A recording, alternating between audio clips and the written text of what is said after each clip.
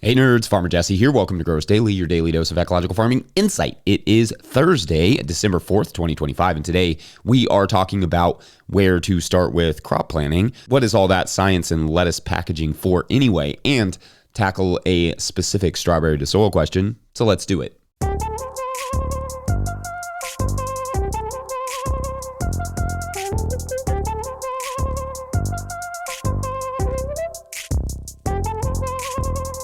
All right, everyone. Happy Thursday. Obviously, my voice is better, but it's not quite all the way back. But that's how it goes. I had laryngitis like a few years ago, and it lasted a few weeks. So this is maybe on a slightly better schedule. We'll see. But I do assume that's kind of what we're up against here. So I guess we will all just have to bear with ASMR Jesse for a little while. Anywho, I hope your Decembers are off to a good start.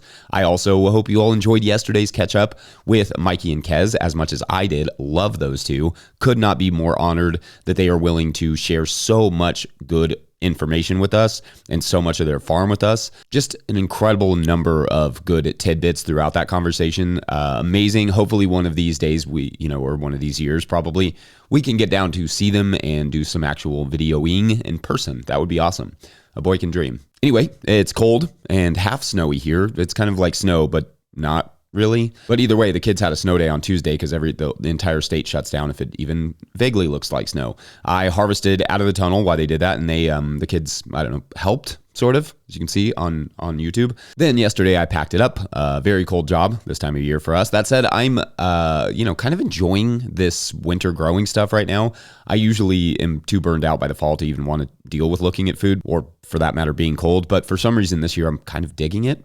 Or no digging it? That vocabulary really complicates things for me. Anyway, per our tradition of Farmer Jesse getting behind on Patreon questions, we are going to take 3 Patreon questions today and try to make up some of the lost ground. A perfect winter activity, if you ask me. That doesn't mean you should stop getting your questions in, though, Patreon members. The December show thread is up and running, and I am just about a month out on questions, which has just become the general state of existence there. But I should be caught up over the next couple weeks, so we'll finally get to your November questions, and then we'll eventually get to your December questions. It'll be awesome. Anyway, our first question comes to us from Patreon member Lainey, who asks, quote, "Hi, Jesse, big fan of the show. Watching every morning as the season progresses has been a lot of fun and definitely educational. Thank you. Two-part question. How do you plan out beds and rotations? Do you use any particular tool or format for planning or just a notebook? I could get a lot better about keeping track of things. I always assume I'll remember what I did in the moment because it seems like a big deal, but then forget about it quickly." Here, go through that a lot. Mikey Densham talking about using Google Calendar was cool to me. A lo-fi solution, but I see how that could be a huge help in keeping organized and being able to refer back to. Second part, do you think there are any notable gaps in the market for software that's aimed at growers? Example, things like Farmhand, which is regularly advertised on the show. I'm the old cliche of a programmer who got sick of sitting at a desk and took up gardening to cope, but I often wonder if there's a way to bring my actual profession and my hobby together in some way. Maybe not. I suspect small-scale ag folk would probably prefer pen and paper solutions to things, but I'm curious about your perspective, end quote. All right, so great questions here. Thank you. I'll answer the second question first. Maybe there are gaps, but at this point, it does feel like there's kind of an abundance of crop planning, POS, CSA, organizing, farm planning, etc. apps and programs out there, and they are really well established, and the ones that I've seen inside of are really good. Not saying there aren't holes, just none that immediately come to mind. I guess I think if there is a gap that I see, it's just that farmers need more alternatives to Facebook groups or Facebook in general. I mean, everyone does really, but something farm specific where people can go talk shop and just shop. Hopefully our forum provides some of that at no-tillgrowers.com, and you should check that out. But perhaps a grower specific app would be helpful for connecting, sharing ideas, etc. I know many growers who only use Facebook solely for the groups, and maybe the marketplace as well. Give an alternative to those, and maybe people find enough reason to finally get away from the miserable user interface and exhausting, informationally dubious experience that is Facebook. Clearly, I'm a fan. As per the crop planning thing, I will talk more about this over the winter for sure, but everyone has their own approach to this. A simple Google Sheet can go a long way. I really like the spreadsheet / Google Sheet myself. Each line can be a bed, makes it super simple. You can have multiple tabs for each plot or each season or whatever you need. It's shareable. This guy is really the limit there, especially if you have programming or spreadsheet experience. But even if you don't, it's pretty easy to figure out. It's pretty simple. All of that said, when we were first starting out, a notebook was fine too. That worked just as well. It's a little harder to search, obviously, and slower to record, especially once you get to a bigger scale. But it is a totally reasonable approach. It's also nice to have a map and a whiteboard too, just in your wash pack, especially once you get employees. So not only can they see where X bed is to harvest or plant or whatever, but also have the full list of what you're like planting that day next to the map so they can see where it goes and what it is. We did a chalkboard paint on a wall at our last farm, and that worked really well. It could be easily, I guess, be photographed every day or every week and then, updated to the spreadsheets in the winter or when it's snow mud outside. Then in the fall, you could transfer the photos to a spreadsheet when things slow down. That's not my preference. I don't like to intentionally add in extra steps to things, but if you're using whiteboards, like for communicating projects anyway, then it makes sense to have that extra step in there. There are, again, of course, plenty of crop planning apps and such out there that you could look into if that's your style. Some of them are really high level and can keep track of a lot of important and different information, but there is a cost involved to these apps, so that has to be calculated as well. If you're a programmer, though, you can almost certainly create something cool for yourself, and then who knows, maybe others will be interested. Anyway, I hope that was at least a little bit helpful. Let us know what you all use for your sort of approach to crop planning and that sort of thing. We're going to take a quick break, and when we come back, lettuce bags and why all the longevity. BRB. Today's episode is brought to you by Johnny's Selected Seeds.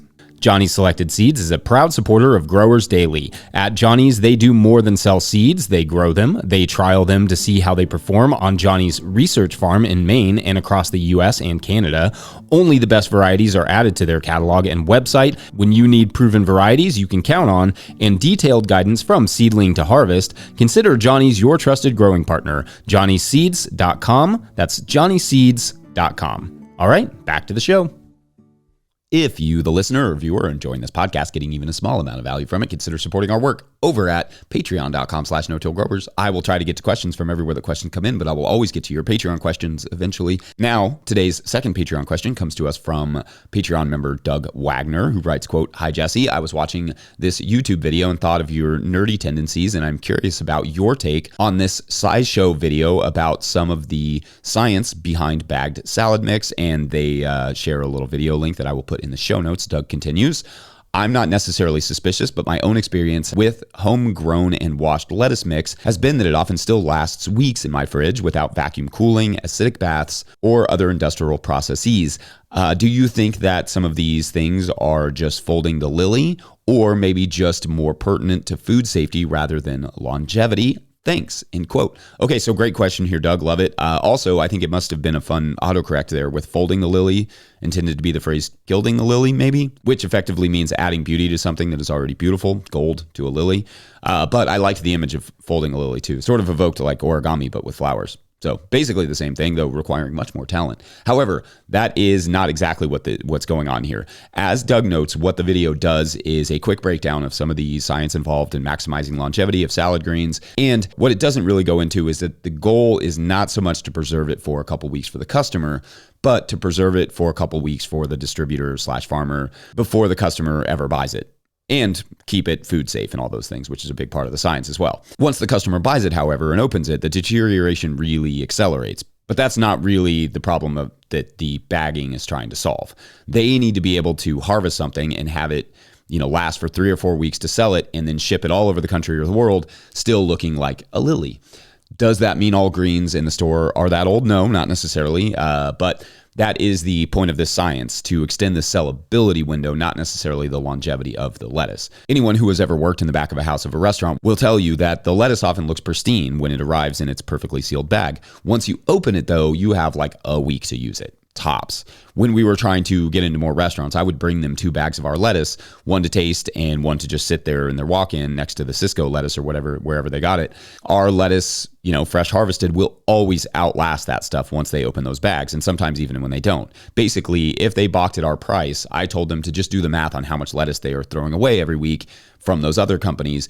It's almost the exact same cost oftentimes to buy our lettuce when waste is factored in, even if it's double the price. Plus, it's local and it tastes way better and all those things. This packaging stuff is reminiscent of Well, everything you might find at like a, I don't know, like a Walmart or something. The point of the product is not the longevity for you, the customer. The point of the product is to sell it at a low enough cost in a high enough volume and with a nice enough appearance that you will actually buy it and be able to use it at least once. Beyond that, they don't really care if the product lasts for you. In some cases, they don't want the product to last for you. They want you to come back and buy more of it. So yeah, planned obsolescence food edition. However, unlike say a toaster or whatever from Walmart, lettuce is a living thing, and the sheer amount of science that goes into it, keeping it fresh looking is mind-boggling. I will link to one analysis I read of it, but everything from what day it's harvested to how to all the details of post-harvest washing, drying, every detail is fastidiously laid out just so that it can get into a package and look nice on a shelf several weeks later. Anyway, all that to say, your observations are probably correct. Your lettuce rules and will likely outlast theirs, just maybe not if you wanted to ship it across the country or the ocean before you ate it. Anyway, watch that video, listeners. SciShow does do a good job there. And let me know your thoughts on this topic, as always, or any topic I didn't discuss. You just let me know. Otherwise, we're going to take a quick break, and when we come back, we will tackle a specific soil dilemma regarding hay, burlap, weeds, strawberries, and more. Be right back. Today's episode is brought to you by Farmhand.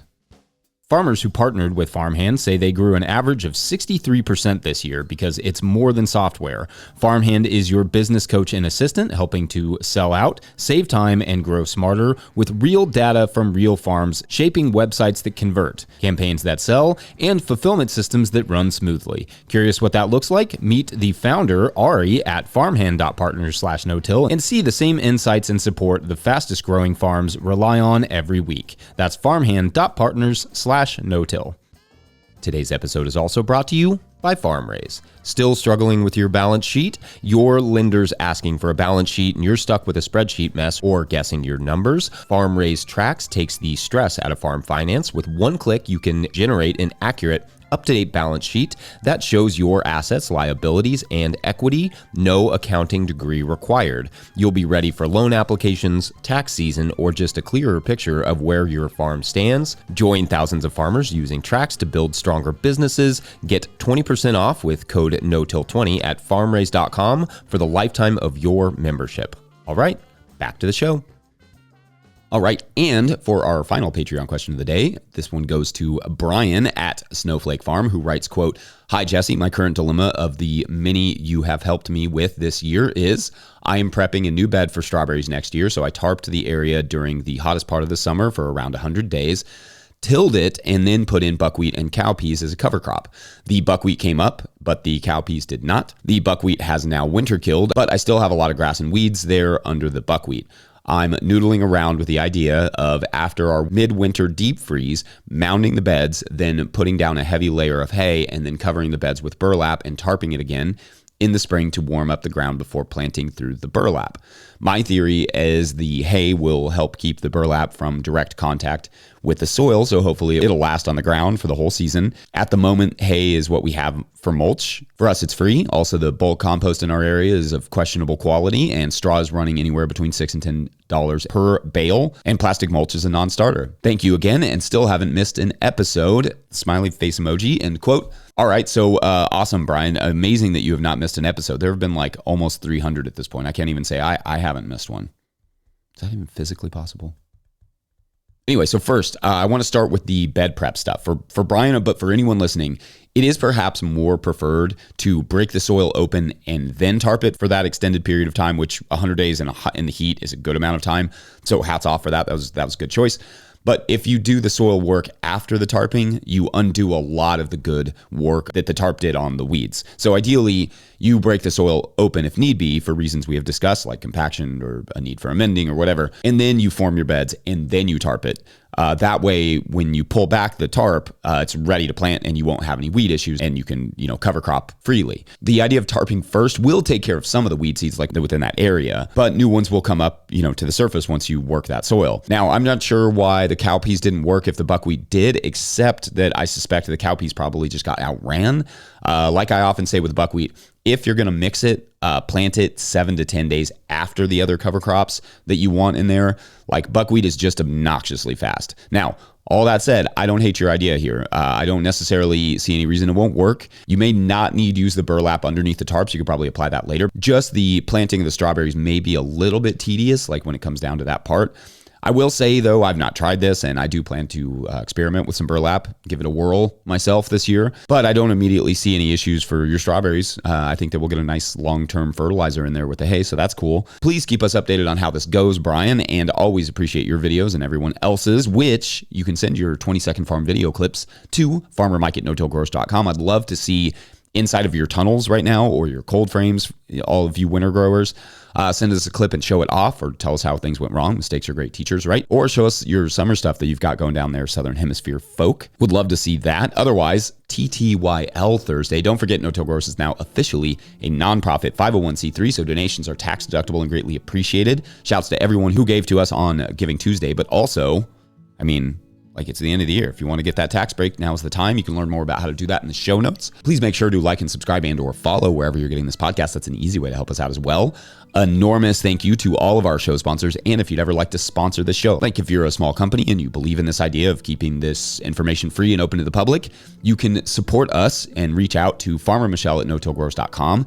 Huge shouts to Willie Breeding for the theme music, Mike Hilbert for the production help and editing, and my wonderful wife Hannah for everything, absolutely everything in the world. Also, shouts to Epidemic Sound for the background music that you can hear.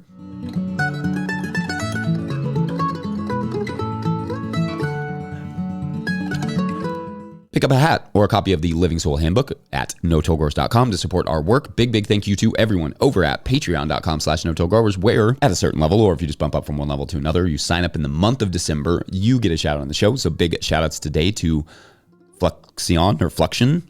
Could be Fluxion. It has an X in the middle, which is cool. Shouts to all the Patreon members lately. There for a minute, I was like, okay, it's slowing down, but then it's been gangbusters the last month. So you all are amazing. And I just appreciate each and every one of you. And I show my appreciation, of course, with these ridiculous stories. But this week, we have been following our aging actress who is taking on, the decline in movie theater attendance, the decline in jobs for older women, the AI boom of fake actors no one actually wants, by creating something unique, a one-woman show of sorts that can take place in any theater. Anyway, it plays out a bit like this. Right before, the show starts, is about to start, one of the trained actresses sitting in the audience with everybody else gets a phone call.